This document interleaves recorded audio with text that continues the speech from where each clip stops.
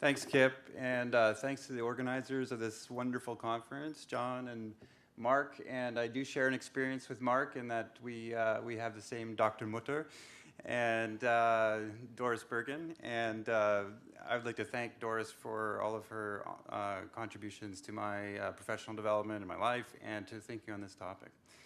So I'm going to start with an example from the German Catholic Church's Aid Society, which was established in 1945 to assist Eastern European expellees.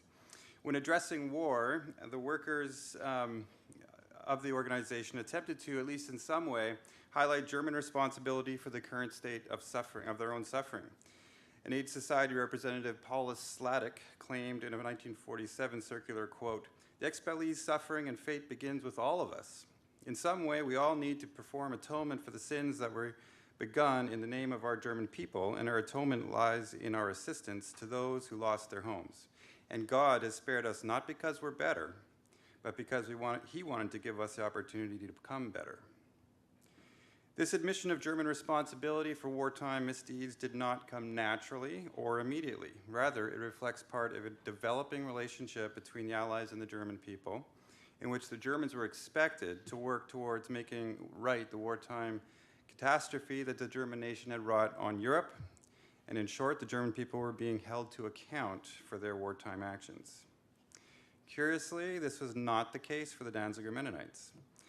While all other Reichsdeutsche, if they wished to move forward with their autonomy under Allied occupation, were forced to acknowledge, take responsibility, undergo denazification, negotiate and deliver reparations payments, and engage in reconciliatory work, or simply submit to Stalinism in the Eastern occupation zone, Mennonites were busy transforming their wartime historical record, their identity of being pure Aryan, pro-Nazi Germans, that became malleable as they desired to forget the negative aspects of the Nazi period and move onward with their lives. The creation of a distinct familiar Mennonite discourse provided an acceptable mode for Danzigers to deal with the post-war experiences within the Mennonite community while avoiding critical reflection on their actions during the Nazi period. So I present here a narrative of Danziger Mennonite experience and reflections during the pivotal post-war years of 1945 to 1950. And I define Danzigers as people who are personally identified as such and who felt connected to the community, and most significantly, who measured their actions in some way in relation to the community and its dominant traditions and values.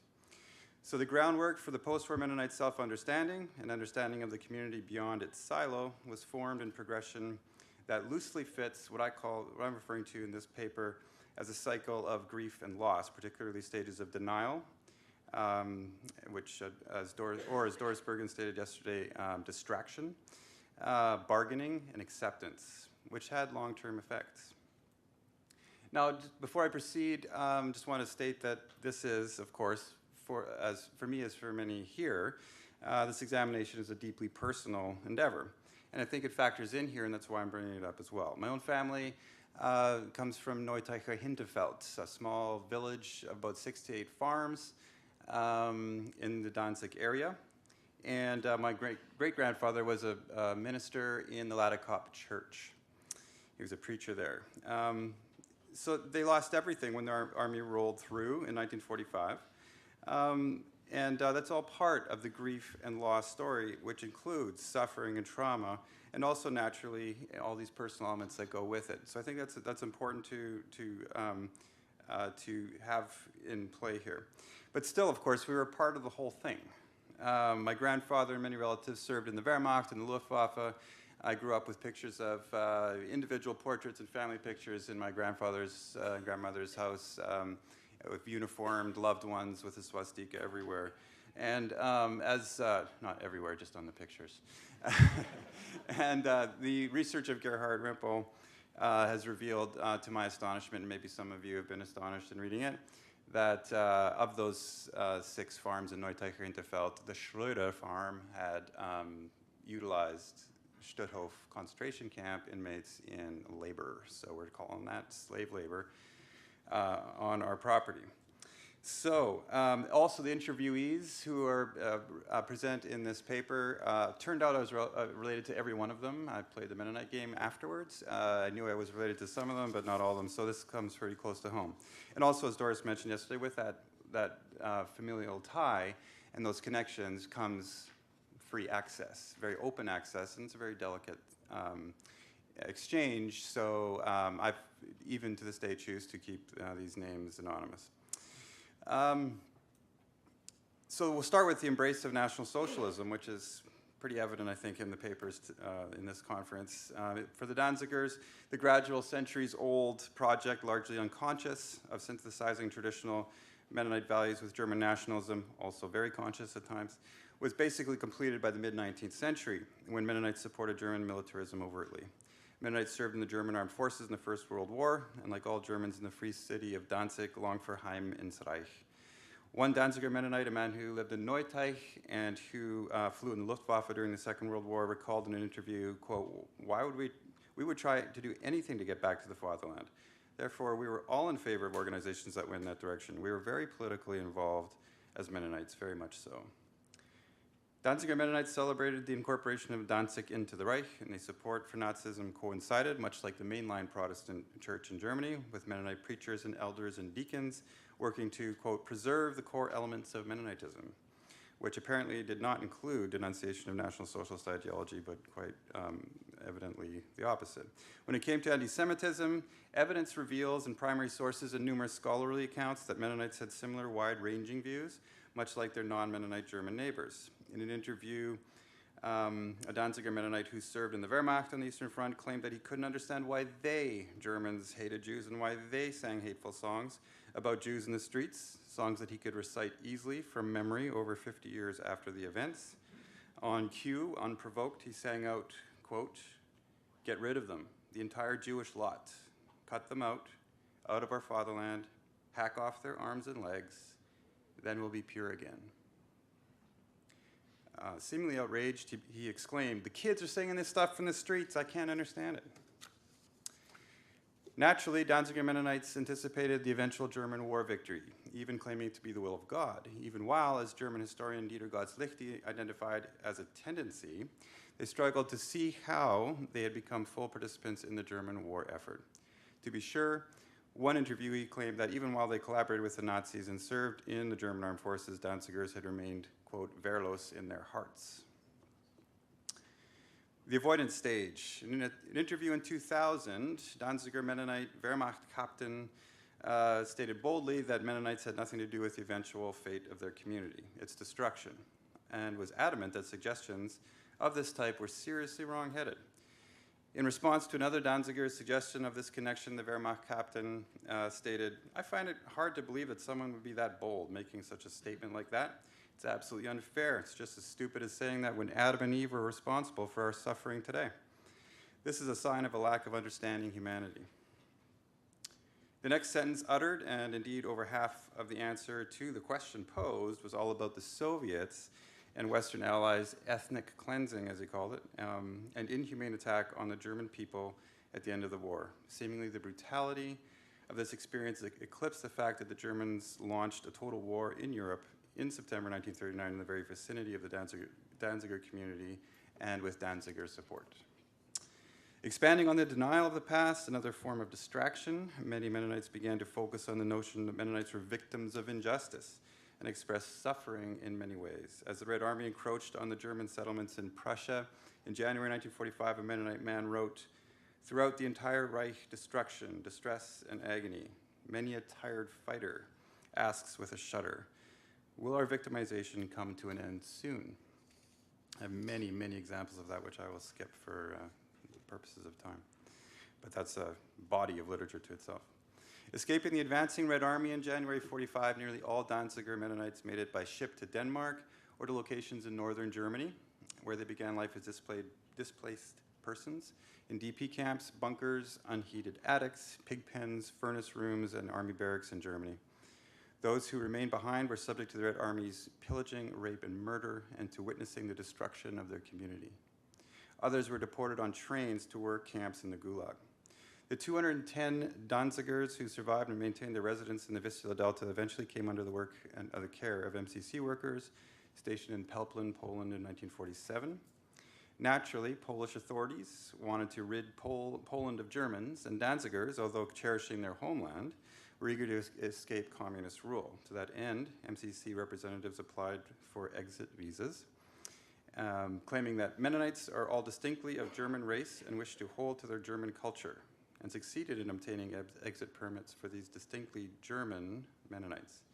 The majority of Danzigers were stationed briefly in 1947 at the Intergovernmental Council for Refugees camp at Fallingsbostel in northern Germany, where MCC workers assisted in screening the refugees.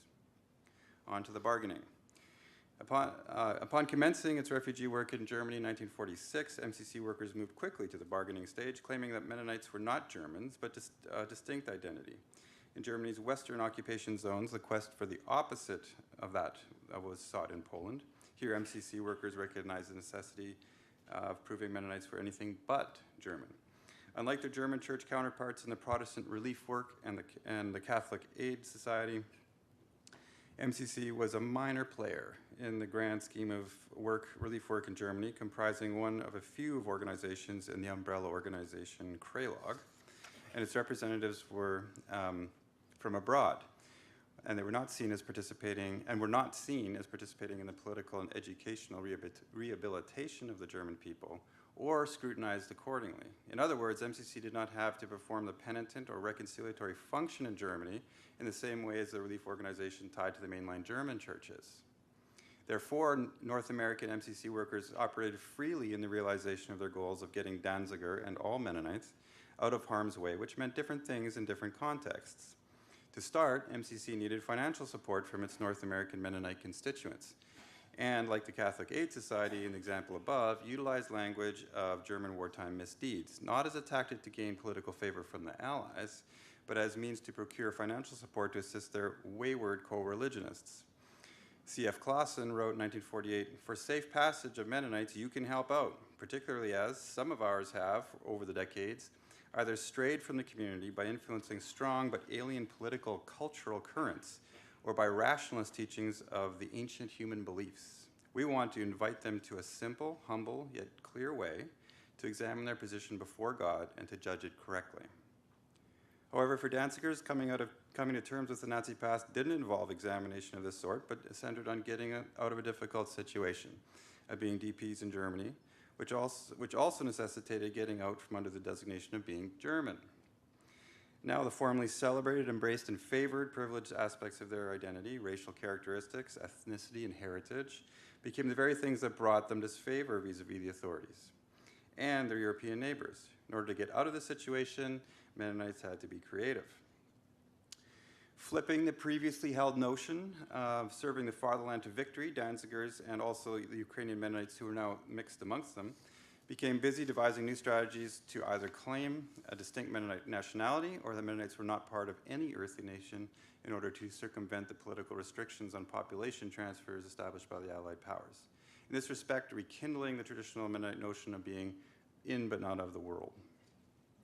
On the question of nationality and wartime activities, MCC senior operatives Peter Dick and C.F. Clausen attempted to dupe, Clausen's words in 1949, the immigration officials and military government authorities seen clearly in Peter Dick's 1946 document on Mennonite identity for the IRO, entitled Mennonite Refugees in Germany. I'll just read a bit here.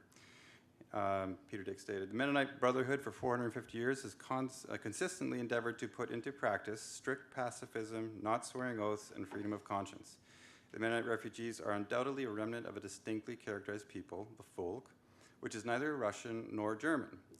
They do not greatly care what they are called, but they call themselves Mennonites by nationality and have only one desire, to emigrate to Canada or Paraguay, where they can join their relations and apply their labor of the land, to the land." Following the scheme, Peter Dick claimed Mennonites had become chameleons. Ultimately, the plan was successful until 1945, when IRO officials came across evidence that detailed Mennonite involvement in reprehensible German units. One final example of Mennonite bargaining for preferential treatment is evident in the attempt to equate Mennonites with Jews in terms of their persecution, chosen status before God, and unjust post-war suffering. while ignoring recent events and expressing complete disregard for the magnitude of Jewish suffering during the war and at the time. To begin, in 1946, Peter Dick claimed being classified as Mennonite would be nothing more extraordinary for these people than classifying Jews as Jews. To these people, the concept of Mennonite is not confined to religion alone, nor does it connote a church or church membership. It is more than that, embracing all that culture, language, tradition, and a distinct way of life implies. The only parallel of this is the classic example of the Jews, and the only difference when judging it from such a point of view lies in numbers. Additional aspects comparing Mennonites to Jews were offered in these years, most poignantly in the utilization of the Exodus motif. Danziger Maria Toes believed that the Danziger Mennonite experience was akin to the Exodus of the Israelites of the Bible. She claimed, and hell's revenge threatens us, but God led us like Israel through the sea. No one needs to fear anymore. Let our thanks be known for all thou hast done for us. Let all of us choose the narrow way that leads us into the eternal Canaan. Mennonite J.J. Thiessen, member of the Canadian Board of Colonization, and C.F. Clausen both gleaned inspiration for their work from Moses' declaration before Pharaoh, where the leader of the Israelite Exodus claims, "There shall not a hoof be left behind," a slogan Clausen and Thiessen included in their reports to other MCC administrators. Moreover, in the book Up from the Rubble, Peter Dick claims the connection between Operation Mennonite, in which Dick and other MCC workers transported clandestinely 1,200 Mennonite refugees from Berlin to the British zone in 1946, and he compared that to the Israelite Exodus. When asked if this was an act of God, Dick concluded, "We noticed a striking resemblance here to the Red Sea crossing of the Israelites as recorded in Exodus 14. In the Berlin Exodus, we see similar features. A people in distress cried out to God for help. There was a dramatic and victorious delivery, and everybody believed that the Lord had done it." Dick went so far as to give the Exodus title to the MCC short film that was depicting MCC work in and among European refugees.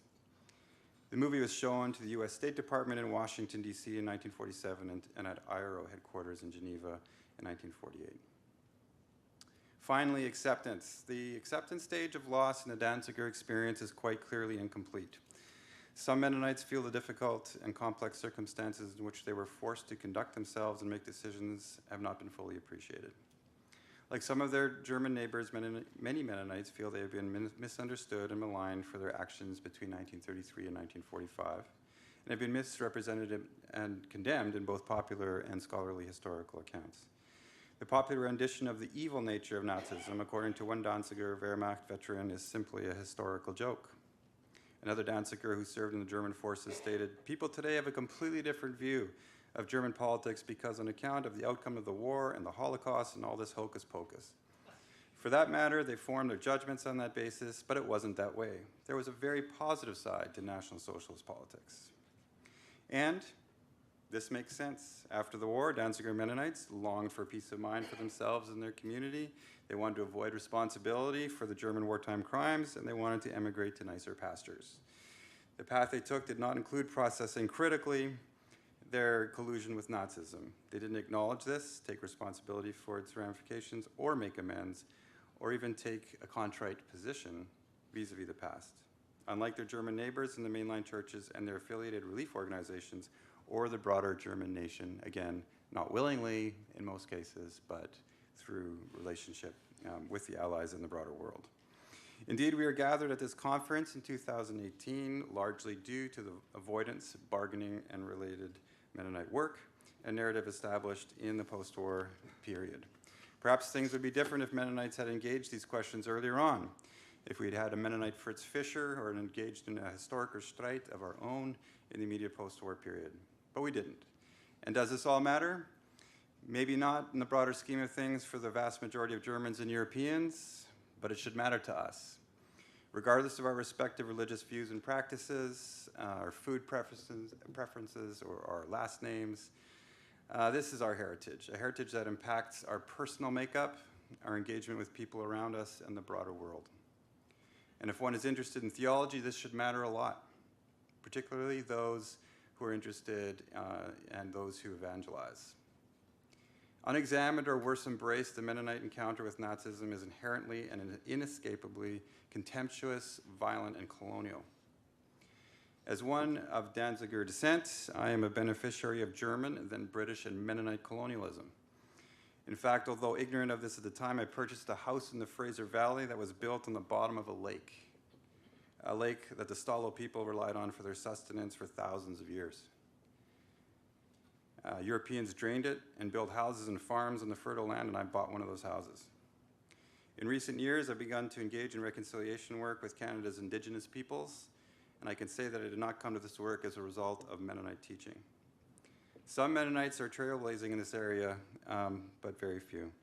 In this work, truth-telling is fundamental.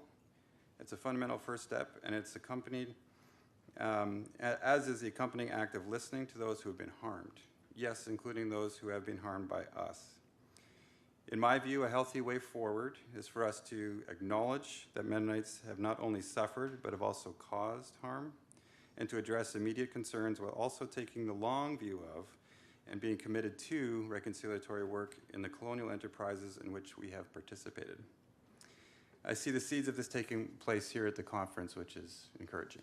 Thanks.